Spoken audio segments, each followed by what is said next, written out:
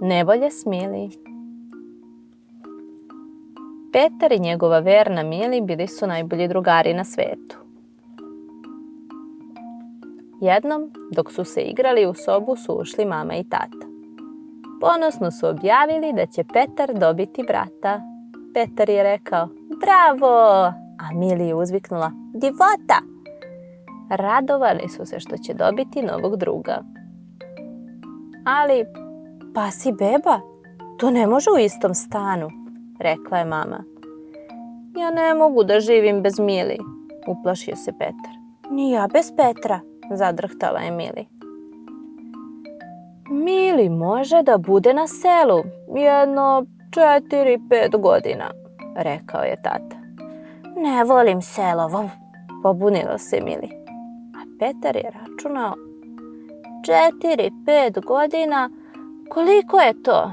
I odjednom je shvatio, pa to je čitav moj život. Ostaćemo zajedno, odlučio je Petar zagrlivši Mili. Ma šta da se desi?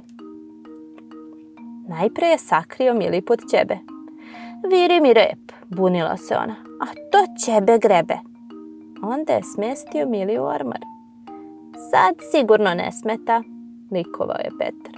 A kad je mama otvorila ormar, Mili je žvakala posljednji komad tatine kožne jakne. Ovo je pravo mesto za tebe, rekao je Petar, uguravši Mili u ostavu. Nije računao da će ona pojesti pola sušenog buta. Naravno, mama je bila mnogo ljuta. Onda je tata napravio kućicu za Mili. Hteo je da je smesti u dvorište iza zgrade. Ali od parkiranih automobila nije ostalo ni malo mesta. Zašto ne stavimo kućicu na drvo? Predložio je Petar. Kao prvo, ja sam pas, a ne veverica, namrštila se Mili. A kao drugo, na ulici je prevelika buka. Mislim da je kucnuo čas rastanka, uzdahnuo je tata. Vodim Mili na selo i tačka. Neću, brata, hoću Mili, plakao je Petar te noći, dok ga je mama smeštala u krevet. Mami je bilo veoma krivo i sama je krišom brisala suze. U subotu su seli u kola i krenuli na put.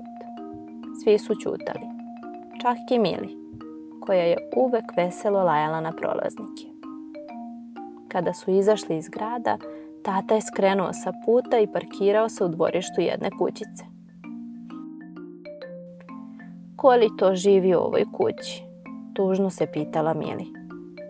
Ko će se brinuti o mojoj Mili? Tužno se pitao Petar.